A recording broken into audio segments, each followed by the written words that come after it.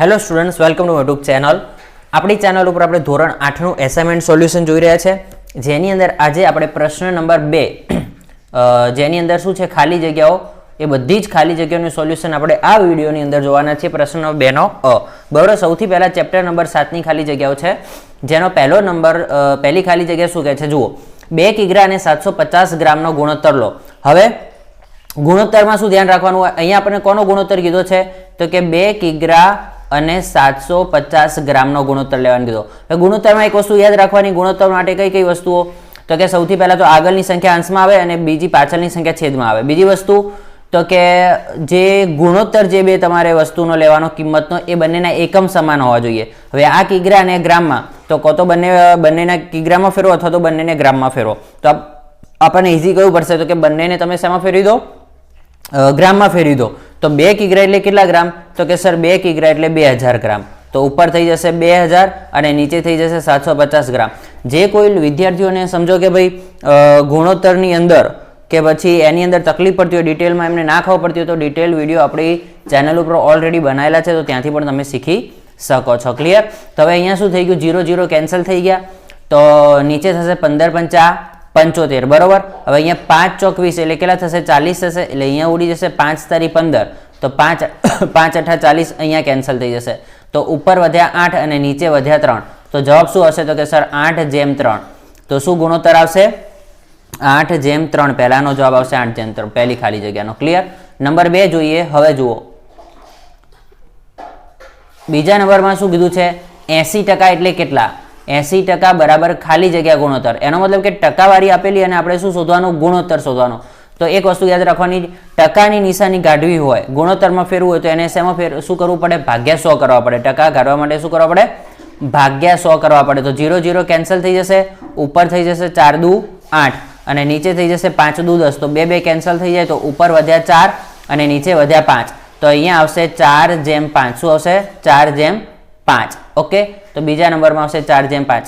ત્રીજા નંબરમાં જોઈએ 7 ખાલી જગ્યા ગુણોત્તર. 7 ખાલી જગ્યા ગુણોત્તર એટલે 70%.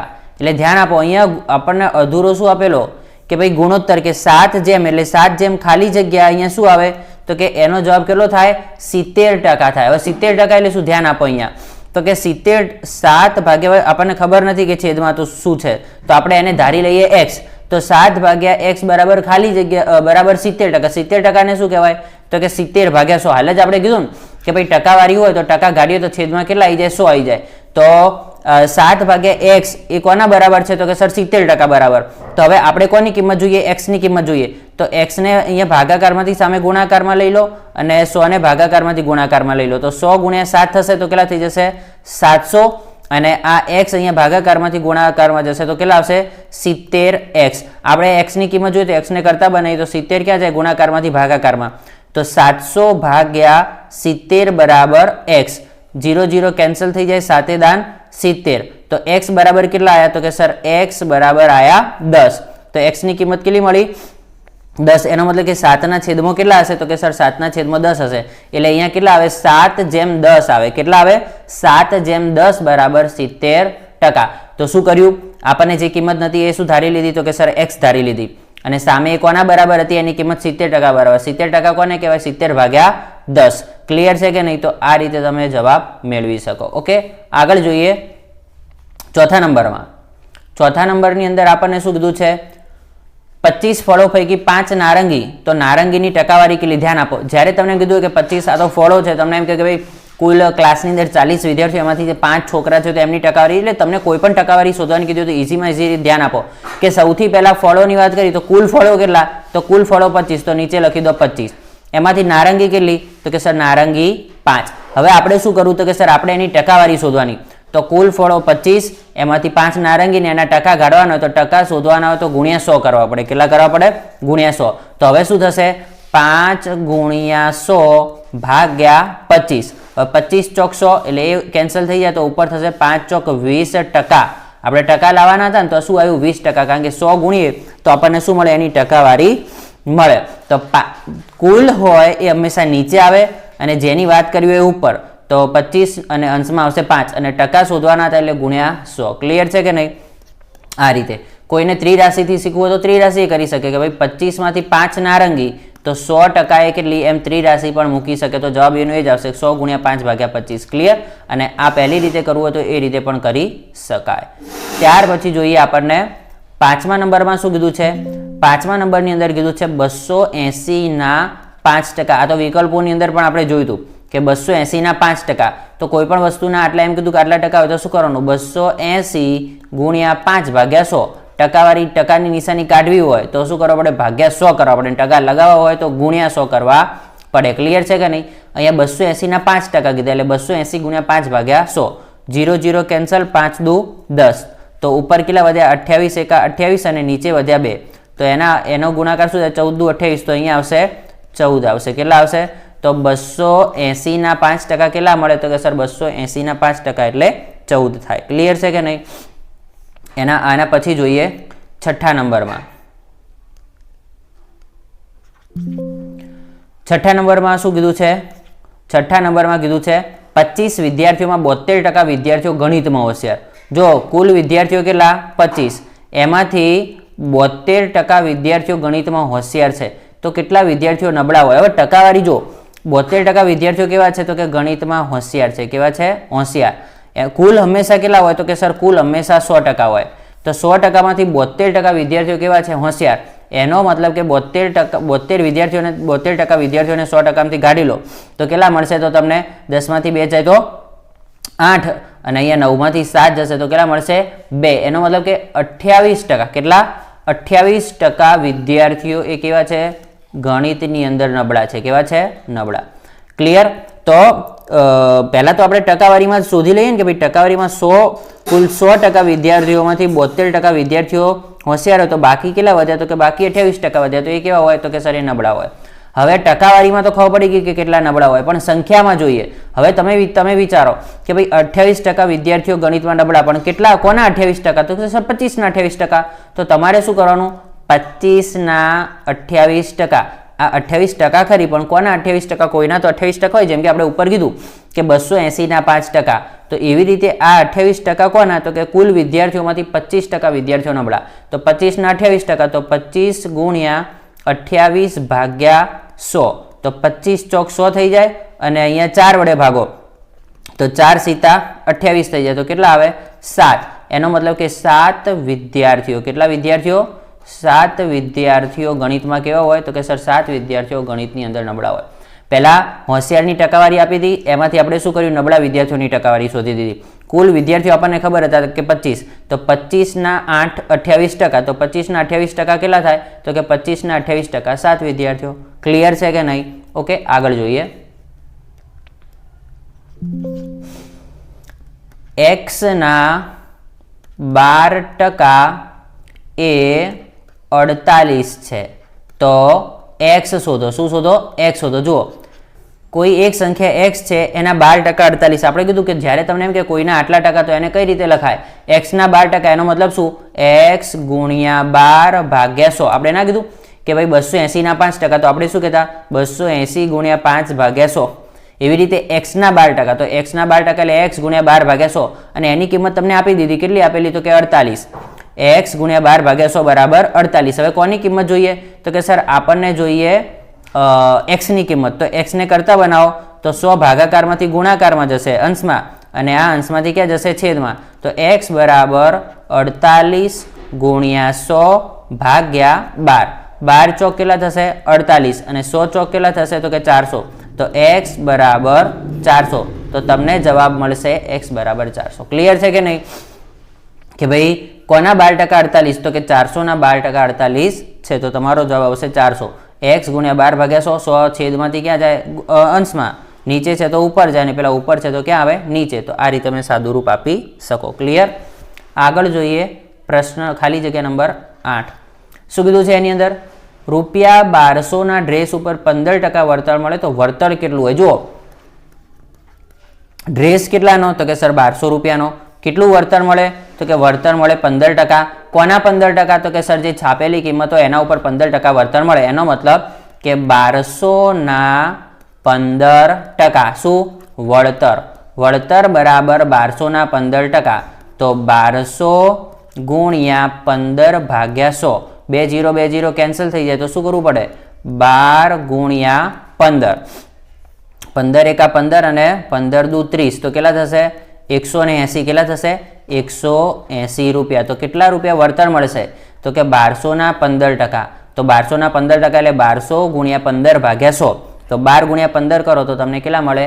180 રૂપિયા મળે. તો તમારો જવાબ આવશે 180. ક્લિયર છે કે નહીં? તો આ હતું પ્રકરણ નંબર 7 ની ખાલી જગ્યાઓ. હવે જોઈએ આપણે પ્રકરણ નંબર 9 છે, એના પછી બીજા નંબરમાં સીધું શું છે? પ્રકરણ નંબર 9. આની અંદર તો મોટા ભાગના સૂત્રો છે, તો ધ્યાન આપો. પહેલામાં શું કીધું છે? વર્તુળનો પરિઘ શોધવાનું સૂત્ર. વર્તુળનો પરિઘ એટલે વર્તુળની આ પરિમિતિ જે બોર્ડર હોય એ સીમા. તો વર્તુળનો પરિઘ શોધવાનું સૂત્ર શું આવશે? તો કે સર 2πr. બીજા નંબરમાં વર્તુળનું ક્ષેત્રફળ એટલે કે વર્તુળના અંદરનો ભાગ, તો વર્તુળનું ક્ષેત્રફળ શોધવાનું સૂત્ર શું આવશે? તો કે સર πr² આવશે.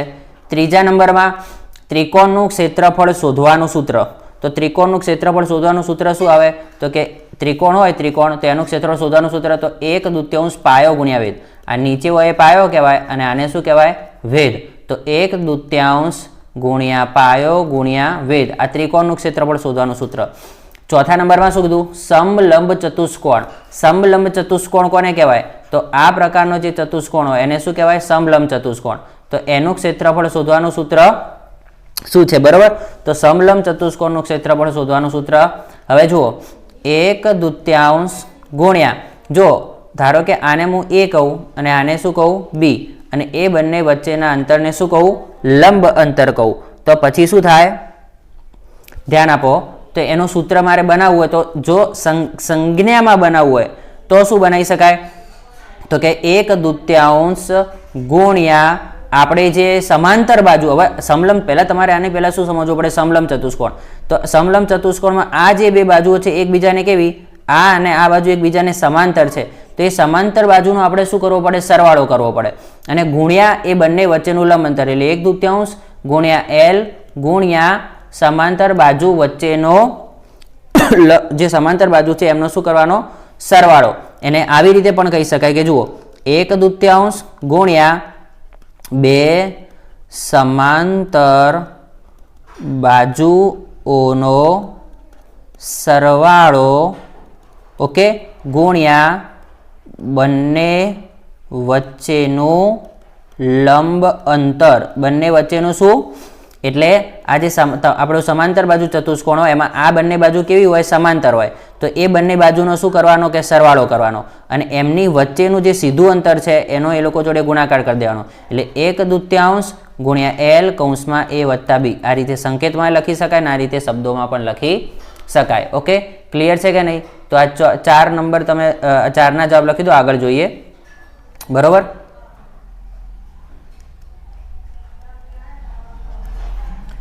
પાંચમા નંબરમાં શું કીધું છે? સમબાજુ ચતુષ્કોણ. સમબાજુ ચતુષ્કોણ કેવું હોય? કે જેની ચારે બાજુ સરખી હોય. તો સમબાજુ ચતુષ્કોણનું ક્ષેત્રફળનું સૂત્ર શોધવા માટે તમને શું ખબર હોવી જોઈએ? વિકર્ણ ખબર હોવી જોઈએ. કારણ કે એનું સૂત્ર શું? 1/2 ગુણ્યા d1 ગુણ્યા d2. d1 ગુણ્યા d2 શું છે? તો કે બે વિકર્ણોની લંબાઈ. તો એને આ રીતે પણ લખી શકાય, 1/2 ગુણ્યા બે વિકર્ણોનો ગુણાકાર. શું?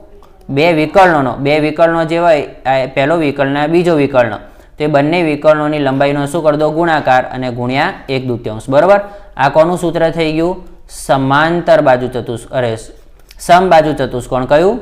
સમબાજુ ચતુષ્કોણનું સૂત્ર થઈ ગયું. ક્લિયર છે કે નહીં? આગળ જોઈએ. છઠ્ઠા નંબરમાં શું કીધું છે? 1 મીટરનો ઘન બરાબર કેટલા લીટર? ધ્યાન આપજો. મીટર ઘનમાંથી મારે શેમાં જવાનું? લીટરમાં.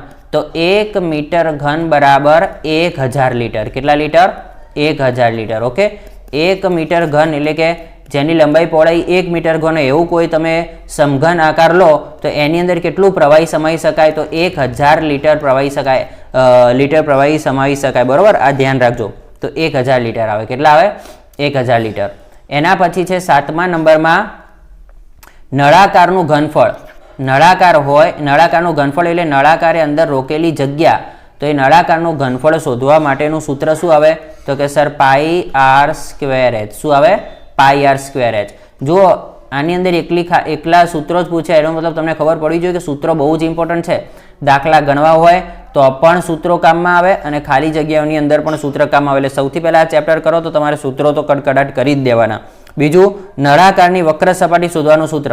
તો કે નળાકાર જે હોય એની ખાલી બહાર આજુબાજુની સપાટી, બરોબર, એ સપાટી ઉપરની અને નીચેનો ભાગ લેવાનો નહીં, તો એને શું કહેવાય? વક્ર સપાટી. તો એ વક્ર સપાટીનું ક્ષેત્રફળ શોધવાનું સૂત્ર શું? તો કે 2πrh. નળાકારની વક્ર સપાટીનું ક્ષેત્રફળ શું થશે? 2πrh. ક્લિયર છે કે નહીં? ઓકે, હવે જોઈએ આગળ ચેપ્ટર નંબર 10. ચેપ્ટર નંબર 10 ની અંદર પહેલા કીધું છે ઘાત ઘાતાંકમાં જુઓ a ની -6 ઘાત ગુણ્યા a ની 8 ઘાત. હવે આપણે આના નિયમો જાણીએ છીએ કે ભાઈ ઘાત ઘાતાંકના સૂત્રોનો વિડીયો પણ આપણી ચેનલ ઉપર તમને મળી જશે કે આધાર સરખા તો ઘાતોનો શું થાય? સરવાળો. તો -6 + 8. તો હવે શું જુઓ, એક ધન અને એક ઋણ, તો પ્લસ માઇનસ માઇનસ, તો બંનેની બાદ બાકી, તો 8 માંથી 6 જાય તો કેટલા વધે? 8 માંથી 6 જાય તો 2 વધે. મોટી સંખ્યા આગળની નિશાની એટલે કેવા 2 આવશે? તો +2 આવશે. તો a ની કેટલી ઘાત આવશે? a ની 2 ઘાત આવશે. ક્લિયર? બીજા નંબરમાં આપણને શું કીધું છે? 1/2 અને a ની -2 ઘાત. તો જુઓ, કોઈ અપૂર્ણાંક સંખ્યાની બહાર જો ઘાત હોય તો કૌંસ કાઢી લઈએ તો ઘાત અંશને મળે અને છેદને મળે. પણ એની પહેલાં આપણે ઓપ્શનમાં ખાલી વિકલ્પોની અંદર પણ જોયું કે કદી ઋણ ઘાતનું સાદુરૂપ ના અપાય. ઘાત હંમેશા કેવી હોવી જોઈએ? ધન હોવી જોઈએ. તો જો મારે ઘાત ધન કર્યો તો અંદરની સંખ્યાનો તમે શું કરી દો? વ્યસ્ત. તો 1/2 જગ્યાએ હું શું કરી દઉં? 2/1 ની 2 ઘાત. હવે 2/1 ને એકલા 2 કહો તો પણ ચાલે. તો એનો મતલબ 2 ની 2 ઘાત. તો 2 ની 2 ઘાત કેટલી થાય? તો કે સર 2 ની 2 ઘાત થાય 4. સમજણ પડી કે ના પડી? કે ઘાતને ધન કરવા માટે અંદરની સંખ્યાને ઉલટાઈ દો, વ્યસ્ત કરો. તો 2/1 એટલે 1 ને ના લખો તો પણ ચાલે છેદમાં. તો એકલા કોણ વધ્યા? 2 અને 2 નો વર્ગ. તો 2 નો વર્ગ એટલે શું આવશે? 2 નો વર્ગ એટલે 2 ગુણ્યા 2, 2 દુ 4. ઓકે, તો આ તો બીજા નંબરનું. હવે ત્રીજા નંબરમાં જોઈએ શું કીધું છે આપણને? -3 ની 5 ઘાત ભાગ્યા -3 ની 8 ઘાત. હવે જુઓ, આધાર સરખા પણ બંનેની વચ્ચે ભાગાકારની નિશાની, તો પછી ઘાતોની શું થાય? બાદ બાકી. તો -3 ની 5 ઓછા 8. જો આ રીતે લખી શકાય. ધ્યાન આપો.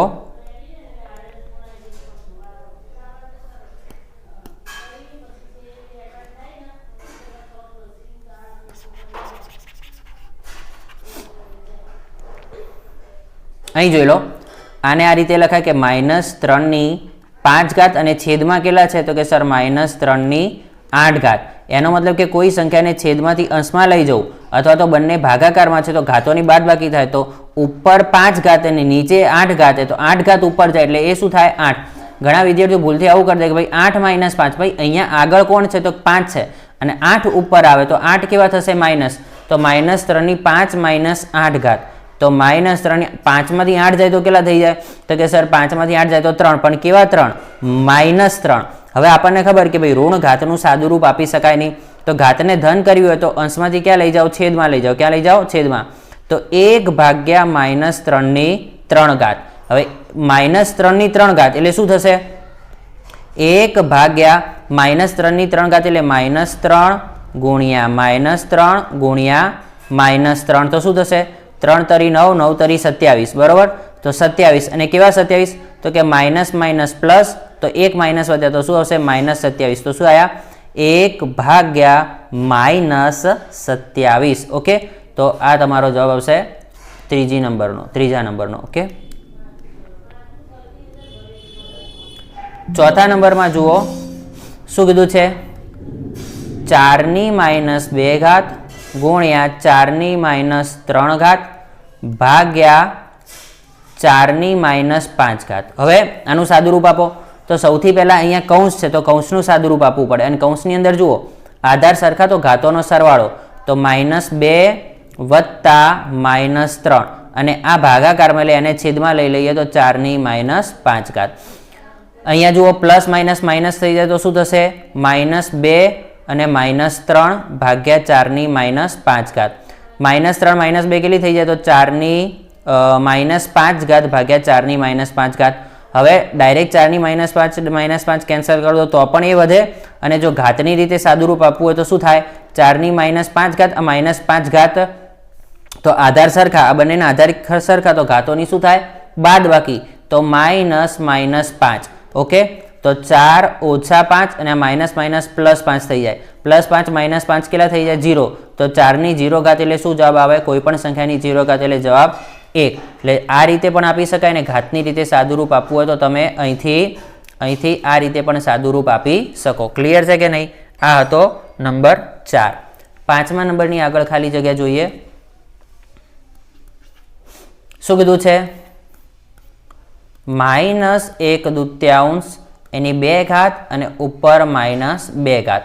હવે સૌથી પહેલા -2 ઘાતને રહેવા દો, અથવા તો આ જો આ મોટો કૌંસ કાઢી લઉં તો -2 અંદર આવે તો આપણને ખબર કે ઘાતની ઘાતનો શું થાય? ગુણાકાર. તો અહીંયા શું થઈ જશે? -1/2 અને 2 દુ 4 પણ કેવા 4? -4. જુઓ ઘાતની એ ઘાત હોય તો એ લોકોનો શું થાય? ગુણાકાર. એમ અહીંયા 2 દુ 4 થશે પણ પ્લસ માઇનસ માઇનસ એટલે કેવા આવશે? -4 આવશે. હવે -4 અહીંયા હવે જો આપણે શું કીધું હતું કે ભાઈ ઘાત ઋણ હોય તો ઘાતને ધન કરવા માટે સંખ્યાને ઉલટાઈ દો તો પછી શું થઈ જશે? -1/2 ના કેટલા થઈ જશે? -2/1/4 ઘાત. જો ઘાત ધન હતી તો ઋણ હતી તો ધન થઈ ગઈ કારણ કે અંદર સંખ્યાનો વ્યસ્ત કરી દીધો. હવે છેદમાં 1 ના લખો તો ચાલે તો શું કહેવાય? -2/4 ઘાત. તો -2/4 ઘાત કેટલી થાય? -2 ગુણ્યા -2 ગુણ્યા -2 ગુણ્યા -2. 2 દુ 4, 4 દુ 8, 8 દુ 16. તો કેટલા આવશે? 16. બીજું minus minus plus minus minus plus તો જવાબ કેવો આવશે? +16 જ આવશે. જો બેકી ઘાત હોય, કોઈ પણ સંખ્યાની બેકી ઘાત, ઋણ સંખ્યાની બેકી ઘાત હોય તો જવાબ કેવો આવે? ધન. અને ઋણ સંખ્યાની એકી ઘાત હોય તો જવાબ કેવો આવે? ઋણનો ઋણ જ આવે. બરાબર. ધારો કે -2 ની 3 ઘાત કરવાની કીધી હોત તો 8 જવાબ આવત પણ કેવો આવત? -8 આવત. બરાબર. આ બધું પણ તમારે ધ્યાન રાખવાનું. એટલે એસાઇનમેન્ટ સોલ્યુશન આપણે માત્ર તમને જવાબ નહીં આપી દેતા, આપણે તમને સોલ્યુશન આપીએ કે જેથી તમને એ દાખલા એટલા પાકા થાય. ક્લિયર છે કે નહીં? તો હવે જુઓ શું કર્યું. તો સૌથી પહેલા ઘાતોનો ગુણાકાર કરી દીધો -4. -4 ને +4 કરવા માટે અંદર સંખ્યા ઉલટાઈ દીધી. હવે છેદમાં 1 ના લખો તો ચાલે તો કેટલા વધ્યા? -2. -2 ની 4 ઘાત એટલે કેટલા થઈ જાય? તો કે સર 16 ઘાત. 16 જવાબ આવશે. ક્લિયર છે કે નહીં? ઓકે. તો આ હતો ખાલી જગ્યા નંબર 5.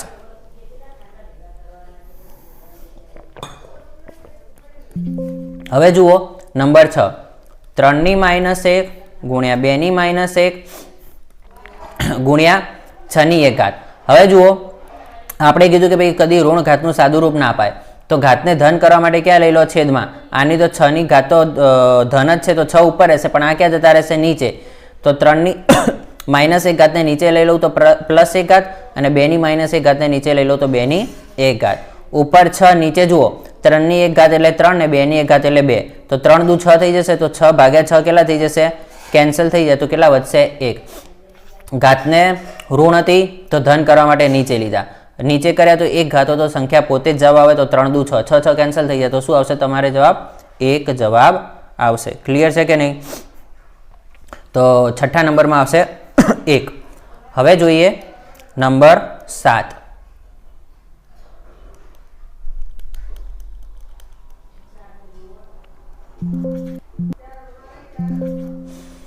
શું કીધું છે? p ની -3 ઘાતને બીજી કઈ રીતે લખી શકાય? બીજી કઈ રીતે લખી શકાય? ઘાત ઋણ છે તો જો ઘાતને ધન કરવી હોય તો શું કરવું પડે? સંખ્યાને છેદમાં લઈ જવી પડે તો શું થઈ જાય? p ની 1/p ની 3 ઘાત. તો એને શું કહેવાય? 1/p⁻3. ખબર પડી કે ના પડી? p ની -3 ઘાત. તો ઘાતને ધન કરવી હોય તો સંખ્યાને ક્યાં લઈ જાઓ? છેદમાં. તો 1/p ની 3 ઘાત લખી શકાય. ઓકે.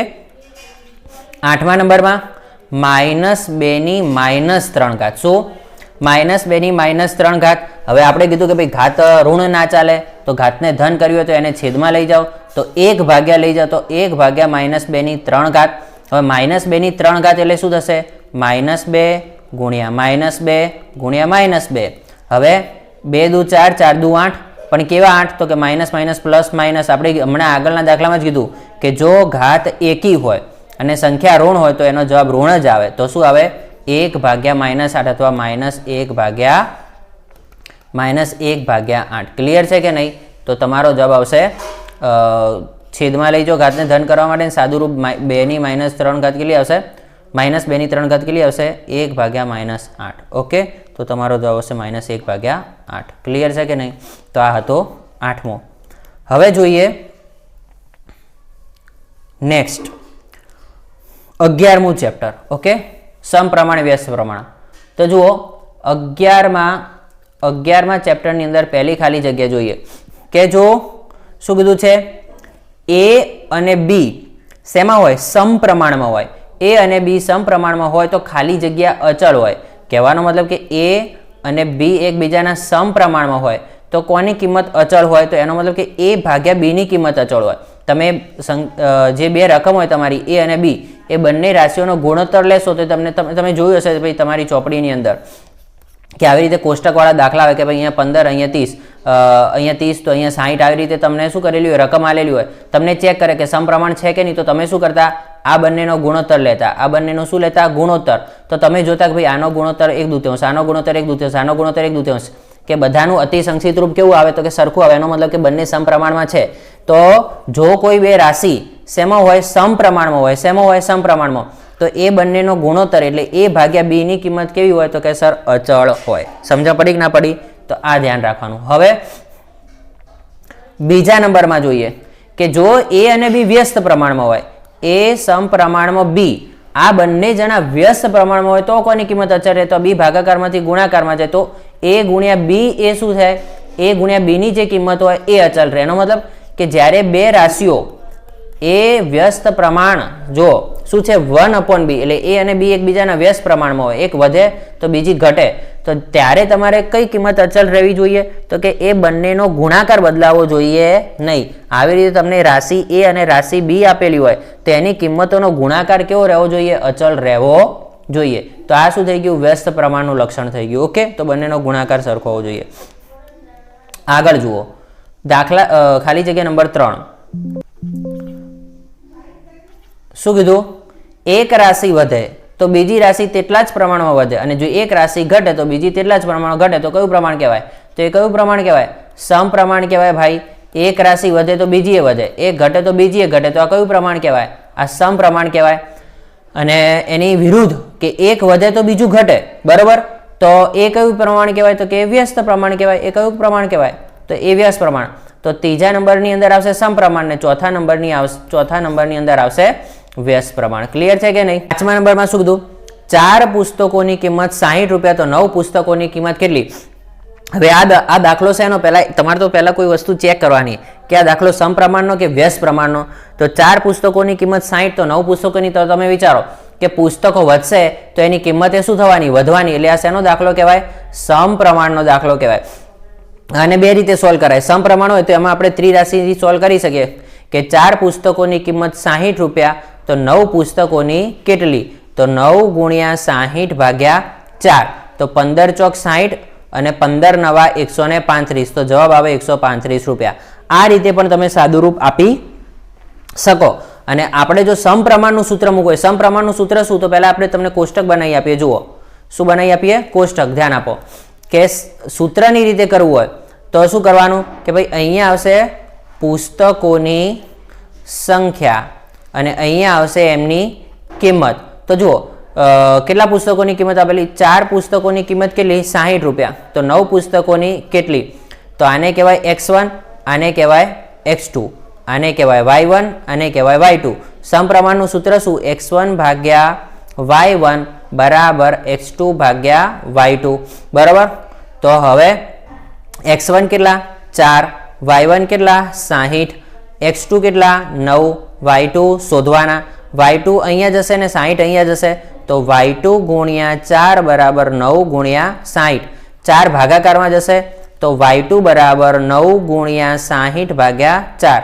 15 ચોક 60 અને 15 નવા 135, તો આ તમારો જવાબ 135. તમે સૂત્રની રીતે શોધો તો આ રીતે પણ કરી શકો ને ડાયરેક્ટ શોધવું હોય કે 4 ની 60 તો 9 ની કેટલી. પણ આ વસ્તુ ક્યારે કરી શકાય? જ્યારે દાખલો સમપ્રમાણનો હોય ત્યારે. વ્યસ્ત પ્રમાણમાં ત્રિરાશિ અલગ આવે, તો તમારે આ યાદ રાખવાનું. ઓકે, તો આ શું હતું? 5મા નંબરનો દાખલો. હવે જુઓ આગળ છઠ્ઠા નંબરમાં શું કીધું? 12 લંચ બોક્સની કિંમત 216 તો 10 લંચ બોક્સની કિંમત કેટલી? જુઓ લંચ બોક્સ એટલે ટિફિનના ડબ્બા તમારા ઘટશે તો કિંમતે શું થવાની? જેટલી વસ્તુ ઓછી લેશો તો કિંમતે ઘટવાની. તો આ સમપ્રમાણનો દાખલો જ છે. તો 12 ની કિંમત 216 તો 10 ની કિંમત કેટલી? તો શું થશે? 10 ગુણ્યા 216 ભાગ્યા 12, બરાબર. તો હવે તમારે શું કરવાનું? તો કે સર 216 જે છે એ 216 જે 16 છે એ 12 વડે ભગાય કે ના ભગાય? તો 216 ને 12 વડે ભાગો તો તમારો જવાબ આવશે 18.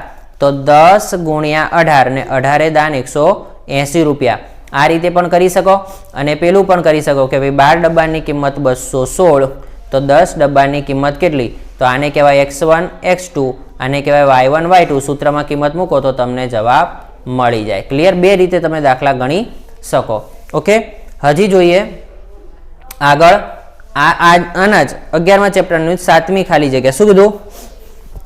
18 માણસોને એક દિવાલ ચણતા 12 દિવસ લાગે. જુઓ માણસો કેટલા? અહીંયા આપણે આખી રકમ લખીએ. જુઓ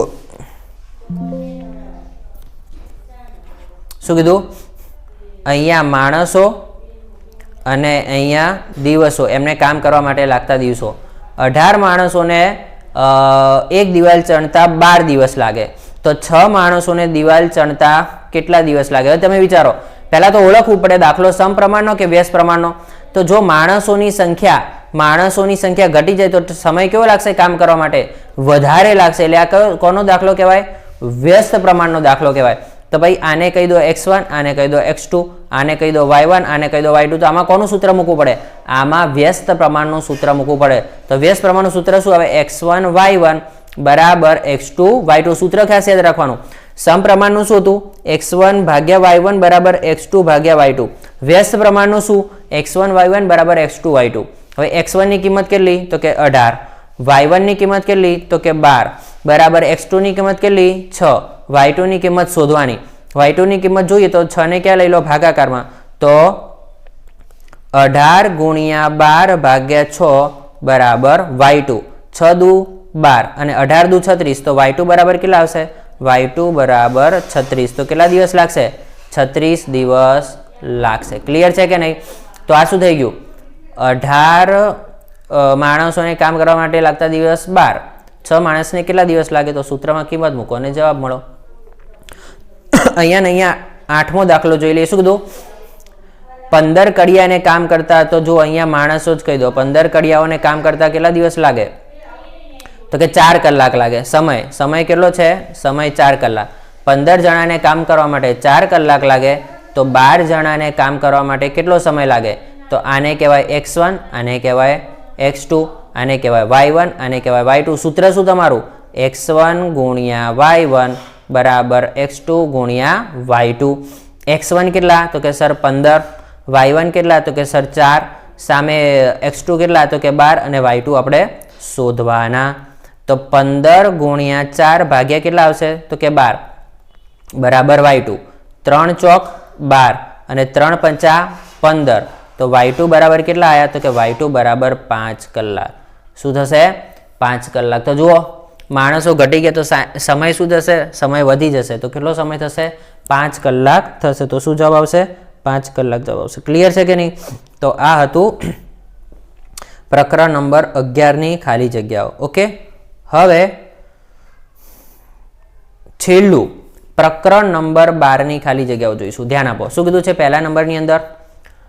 25x² માઇનસ 36 બરાબર ખાલી જગ્યા ગુણ્યા 5x વત્તા 6. એનો મતલબ ટૂંકમાં શું કરવાનું? આ આપણને જે દ્વિઘાત બહુપદી આપેલી, બે ઘાતવાળી બહુપદી, એના અવયવ પાડવાના. તો આ કોના જેવું સ્વરૂપ દેખાય? તો જુઓ, પહેલી સંખ્યાનો વર્ગ. પહેલી સંખ્યાનો વર્ગ એટલે શું? તો પહેલા નંબરમાં કોણ છે? તો કે પહેલા નંબરમાં જુઓ 5 અને x નો વર્ગ. 25નું વર્ગમૂળ 5 અને x² નું વર્ગમૂળ x. 5x² નો વર્ગ ઓછા 6 નો વર્ગ. એના જેવું છે કે નહીં? એનો મતલબ કોના જેવું? a² માઇનસ b² જેવું છે. કોના જેવું?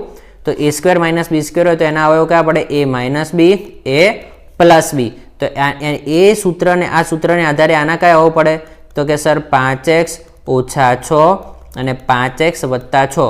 5x વત્તા 6 હોય આવેલો તો આપણે ખાલી જગ્યામાં કયો આવશે? 5x ઓછા પ્લસ વાળો હોય આપેલો તો આપણે જવાબમાં કયો આવશે? 5x minus 6. a² minus b² હોય તો એના અવયવ કયા પડે? a minus b, a plus b. તો આનું વર્ગમૂળ કેટલું થાય? 5x અને આનું વર્ગમૂળ કેટલું થાય? 6. તો 5x માઇનસ 6 અને 5x વત્તા 6. આ નંબર 1. હવે જોઈએ નંબર 2. નંબર 2 માં શું કીધું? x² વત્તા 10x વત્તા 21 બરાબર એના અવયવ શોધો. તો આમાં ટૂંકમાં આપણે શું શોધવાના છે ભાઈ? અવયવ શોધવાના. જેને આ અવયવ એકદમ ડીપમાં શીખવા હોય તો અવયવીકરણ સ્ટાન્ડર્ડ 8 આપણા વિડીયોનું ટાઇટલ છે, સ્ટાન્ડર્ડ 8 અને અવયવીકરણ. શું અવયવીકરણ? એની અંદર અવયવના ઢગલો દાખલા પ્રેક્ટિસ વર્કમાંથી આપણે તમને શીખવાડેલા છે એકદમ ડિટેલમાં, બરાબર? તો ત્યાંથી તમે શીખી શકો. હવે આના અવયવ કઈ રીતે પડે? તો કે સર 21 એકા 21 ગુણાકાર 21 લાવો અને પાછળ પ્લસની નિશાની એટલે સરવાળો કેટલો લાવો? તો કે સર સરવાળો 10 લાવો. એવા અવયવ પાડો. તો 21 ના અવયવ કયા પડે? 7 તારી 21 ને 7 ને 3 10 પણ થઈ જાય. ક્લિયર છે કે નહીં? તો શું અવયવ પડશે? ધ્યાન આપો. x² વત્તા 7x વત્તા 3x વત્તા 21. 10x ના કયા બે ભાગ પડે? 7x વત્તા 3x, બરોબર? હવે પહેલા બંનેમાંથી કોમન શું નીકળે? તો કે સર x. તો અંદર શું વધે? x વત્તા 7. પાછળ બેમાંથી શું કોમન નીકળે? તો કે સર 3 કોમન નીકળશે. શું કોમન નીકળશે? તો અંદર શું વધશે? x વત્તા 7. હવે અહીંયા પણ x વત્તા 7, અહીંયા પણ x વત્તા 7. તો લઈ લો x વત્તા 7. તો અહીંયા શું વધ્યા? x વધ્યા અને અહીંયા વધ્યા +3. તો અહીંયા આવશે +3. તો કયા બે અવયવ મળે? x વત્તા 7 ને x વત્તા 3. x વત્તા 7 આલેલું, તો બીજો અવયવ કયો આવશે? x વત્તા 3. તો તમારો જવાબ આવશે શું? જવાબ શું આવશે? x વત્તા 3 અવયવ આ મળે અને જવાબ ખાલી જગ્યામાં આવશે તમારે x વત્તા 3. ક્લિયર છે કે નહીં બીજા નંબરની અંદર? હવે આગળ જોઈએ ત્રીજા નંબરમાં. શું કીધું છે? x² માઇનસ 12x વત્તા 32. હવે જો અહીંયા શું કીધું? તો કે ગુણાકાર 32 એકા 32 લાવો અને સરવાળો કેટલો લાવો? -12. તો પહેલાં તો 32ના એવા કયા અવયવ પડે કે ગુણાકાર 32 થાય? તો જેમ કે ભાઈ 16 દુ 32, પણ 16 ને 2 12 નથી થતા, બરાબર? તો બીજા અવયવ ગોતો. 8 ચોક 32. 8 ચોક 32 ને 8 ને 4 કેટલા થઈ જાય? 12 થઈ જાય. તો પછી અહીંયા શું લખીશું? x² minus 8x minus 4x વત્તા 32. ભાઈ કેમ માઇનસ માઇનસ લીધા? કારણ કે અહીં 12 લાવવાના. કેવા લાવવાના? 12 જે લાવવાના એ -12 લાવવાના. એટલે વચ્ચે બે અવયવ મારે કેવા લેવા પડે? ઋણ. કારણ કે માઇનસ માઇનસ પ્લસ એટલે 8 ને 4 12 થઈ જાય અને કેવા 12 થઈ જાય? -12. x². હવે સોરી, આ બંનેમાંથી શું કરવાનું? પહેલા જે બંને પદો છે એ બંને પદોમાંથી જે કોમન નીકળે એ કોમન કાઢો. તો શું કોમન નીકળશે? તો સર આના જોડેથી આ બંને જોડેથી x કોમન નીકળે, તો અંદર વધે x -8. આ બંને જોડેથી શું કોમન નીકળે? તો કે સર -4 કોમન નીકળે. તો અહીંયા આવશે x -8. બંને જોડેથી શું આવશે? તો કે અહીંયા x -8, અહીંયા x -8 બહાર લઈ લો. તો અહીંયા કોણ વધ્યું? x વધ્યા અને અહીંયા વધ્યા -4. તો કયા બે અવયવ મળ્યા? x -8, x -4. હવે ત્રીજા નંબરની x -8 આલેલા, તો જવાબ શું આવશે? x -4. શું જવાબ આવશે? x -4. ક્લિયર છે કે નહીં? ચોથા નંબરમાં જોઈએ. ચોથા નંબરની અંદર શું કીધું? x² માઇનસ 4x વત્તા 4 બરાબર ખાલી જગ્યાનો વર્ગ. એટલે અહીંયા પણ આપણે શું શોધવાનું? એના અવયવ શોધવાના. પણ અહીંયા તમે જુઓ કે આ પહેલી સંખ્યાનું વર્ગમૂળ નીકળે ને છેલ્લી સંખ્યાનું વર્ગમૂળ નીકળે, તો સીધું એટલે આ કોના જેવું? a² minus 2ab plus b². આ કોના અવયવ હોય? તો a માઇનસ bનો કૌંસની બહાર વર્ગ. તો આને આ પહેલી સંખ્યાનું વર્ગમૂળ કેટલું આવે? x. છેલ્લી સંખ્યાનું વર્ગમૂળ કેટલું આવે? 2. અને અહીંયા આગળ માઇનસની નિશાની, તો અહીંયા આવે માઇનસ, તો અહીંયા વર્ગ કરી દો. જ્યારે પહેલી અને છેલ્લી સંખ્યાનું વર્ગમૂળ નીકળતું તો ડાયરેક્ટ શું શોધી લેવાનું? એનું વર્ગમૂળ. જેમ કે ભાઈ અહીંયા a² નું વર્ગમૂળ a અને b² નું વર્ગમૂળ b, અને આગળ માઇનસની નિશાની, તો આગળ શું આવશે? માઇનસ. તો x - 2 નો કૌંસની બહાર વર્ગ. તો ચોથા નંબરમાં શું આવશે? x - 2 આવશે. શું આવશે? x - 2, કારણ કે બહાર વર્ગ તો તમને આપેલો જ છે. ક્લિયર છે કે નહીં? પાંચમા નંબરમાં જોઈએ શું કીધું છે? પાંચમા નંબરની કીધું કે 35x નો ઘન y નો વર્ગ z ભાગ્યા શું કીધું? 7x² અને yz. હવે જો આગળ આપણે જે ઘાતાંકવાળું ચેપ્ટર જોયું એમાં પણ આપણે શીખી ગયા કે પહેલાં અહીંયા શું ઉડાડ દો? સહગુણક ઉડાડ દો, તો 7 × 5 = 35 એટલે 5 વધ્યા. હવે નીચે x ની 2 ઘાત ને ઉપર x ની 3 ઘાત, તો આધાર સરખા, તો ઘાતોનો બાદબાકી કરીએ તો શું થાય? 3 માંથી 2 જાય તો ઉપર કેટલા x વધે? ઉપર 3x છે. કેટલા x છે? 3. અને નીચે 2, તો 2x ઉડી જાય તો ઉપર કેટલા x વધે? તો કે સર 1x વધે. અને 1y અને ઉપર 2y, એમાંથી 1 કેન્સલ થઈ જાય તો કેટલા વધે? 1y વધે. નીચે z કેન્સલ થઈ જાય તો કશું ના વધે. તો તમારો જવાબ શું આવશે? 5xy. કેટલા આવશે? 5xy. ક્લિયર છે કે નહીં? આ અવયવ પાડીને તમે કરી શકો કે 7 × 5 × x × x ગુણ્યા y ગુણ્યા z. આવું લાંબુ પણ કરી શકો અને આપણને તમને આવડતું હોય તો તમે ડાયરેક્ટ જવાબ પણ આપી શકો કે ભાઈ z કેન્સલ થઈ જાય, y કેન્સલ થઈ જાય, 2x કેન્સલ થઈ જાય, 7 કેન્સલ થઈ જાય, તો શું વધ્યા? 5xy વધ્યા. બસ આવી રીતે પણ સાદું રૂપ આપી શકાય અને ડાયરેક્ટ આવડતું હોય તો ડાયરેક્ટ પણ આપી શકાય. Okay, simple. આગળ જોઈએ છઠ્ઠા નંબરની અંદર. છઠ્ઠા નંબરમાં શું કીધું છે? x² - 2x - 15 ભાગ્યા x - 5. હવે એક વસ્તુ યાદ રાખો, ઉપર નીચે ઉડાડાય ક્યારે? કે ગુણા અવયવ હોય ત્યારે ઉડાડે. આવી રીતે અવયવ હોય તો ઉડાડી શકાય. કે આવું હોય x² + x ભાગ્યા x હોય તો x ના ઉડે, કારણ કે ઉપર જે બે સંખ્યાઓ છે એમાં સરવાળામાં, તો સરવાળામાં હોય સરવાળા બાદબાકીમાં તો ઉપર નીચે ઉડે નહીં. તેમ અહીં તો ઉપર આ જે ત્રણ સંખ્યા આલેલી ત્રણે ત્રણ પદો છે એમાં સરવાળા બાદબાકીમાં, એનો મતલબ કે એમને ડાયરેક્ટ તો ઉડાડી શકાય નહીં. તો સૌથી પહેલા આપણે આ શું કરવા પડે? આ લોકોના અવયવ પાડવા પડે. તો એમના અવયવ કઈ રીતે પડાય? તો જો અહીંયા અવયવ પાડી દઈએ કે x² - 2x - 15 એટલે 15 એકા 15 ગુણાકાર 15 લાવો અને એ બંનેની બાદબાકી કેટલી લાવો? 2 લાવો. તો એવા કયા અવયવ પડે? તો x² - 5x 5 તરી 15, તો 5 તરી 15 એ થઈ જાય અને 5 માંથી 3 જાય તો 2 વધે. તો મોટી સંખ્યા ઋણ લો, નાની સંખ્યા ધન લો, કારણ કે 5 માંથી 3 જાય તો કેટલા વધે? -2 વધે. આ બંનેમાંથી શું કોમન નીકળશે? તો કે સર x કોમન નીકળશે. તો અહીંયા વધ્યા x - 5 અને અહીંયાથી +3 બાર લઈ લો તો અહીંયા વધ્યા x - 5. બંને જોડેથી x - 5 લઈ લો તો અંદર વધ્યા x + 3.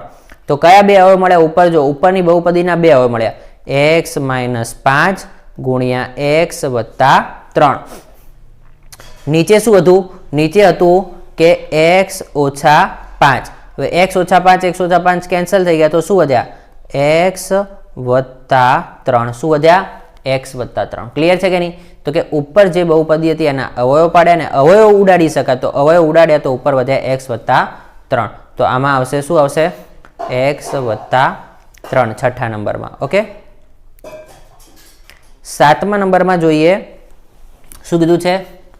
16x² - 49 ભાગ્યા 4x + 7. અહીંયા પણ સેમ ટુ સેમ કે ઉપર જે બહુપદી એના શું પાડો? અવયવ. આનું વર્ગમૂળ નીકળે, આનું વર્ગમૂળ નીકળે. કોના જેવું છે? a² - b² બરાબર a - b a + b. તો 16 નું વર્ગમૂળ 4 અને x² નું વર્ગમૂળ x, 49 નું વર્ગમૂળ 7. તો 4x - 7 અને 4x + 7 એમ બે અવયવો પડે. ઓકે, છેદમાં શું છે? 4x + 7. તો 4x + 7 4x + 7 આખો અવયવ ઉડી જાય તો ઉપર કેટલા વધ્યા? 4x - 7. ઓકે, તો આમાં શું આવશે? 4x - 7. શું જવાબ આવશે? 4x - 7. ક્લિયર છે કે નહીં? હવે આઠમા નંબરની અંદર શું કીધું છે કે ભાઈ 5 × 7 × x એ કોના અવયવ છે? કોના અવયવ? તો કશું નહીં, બધાનો શું કરી દેવાનો? ગુણાકાર. 5 × 7. બીજું કોણ છે? 3 વખત x. તો કોના અવયવ? તો બધાનો ગુણાકાર કરો. 7 × 5 = 35. x × x ને શું કહેવાય? x નો ઘન. તો એ કોના અવયવ છે? તો કે 35x નો ઘન. આ સંખ્યાના આ અવયવો છે. તો એમ કોના અવયવ એમ પૂછે તો તમારે શું કરવાનું? એ બધાનો શું કરી લેવાનો? ગુણાકાર કરી દેવાનો. ક્લિયર છે કે નહીં? તો આ હતું આપણે ક્વેશ્ચન નંબર 2 નો વિભાગ નંબર 2 ની અંદર રહેલી ખાલી જગ્યાઓ. ઓકે, આજે બધી જ ખાલી જગ્યાઓ સોલ્યુશન સાથે જોઈ લીધી. જો વિડીયો ગમ્યો તો લાઈક શેર સબસ્ક્રાઈબ કરો. બાકી કોઈ તકલીફ હોય તો કોમેન્ટમાં જણાવી શકો છો. બાકી મળીશું નેક્સ્ટ વિડીયોમાં. બાય.